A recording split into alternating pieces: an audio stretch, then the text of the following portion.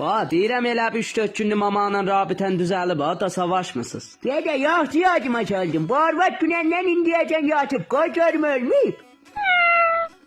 Ve köpeğin kızı tücərmə ya. Günah harca koy ölme burada. Dur. Caca boya geçtiğin zat dahi ben de külfet dahiyim ha senin nahay koyan. Seni ele koyacaktım o deden evinde töğlede kalıp Türkiye'ye sen almayacaktım. Cünə biz söylede kalıydık siz kalan yer hiç müstəyak da değil. Değil abi senin bedenin cizi. Gene bundan seni edep verir. Caca kabahat kim kime hedef verirsin?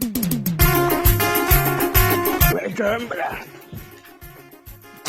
Vay dede yandım arvat yana sen yandın. Kapı da bir bak. Vay dede arvat kulaklarım Yaxşı sıkıştı. oldu. Dayanıyorum o mecmihane. He yolun taptım arvat. Tüfeğleyeceğim. Darmanı vuramazsın. Evet. Bu 50 minlik kimin de burada düşüp şeye? Özde tazalaydandı. Hani arvat? O mezmeyini vermene tek bak çöpe sen de orada düşüp şeye. Hani? El oradadı bak hesap baksan taparsan. Yok dahi. El oradadı bak dikkatli baksan tapacaksın. Dikkatli bakıram yoktu.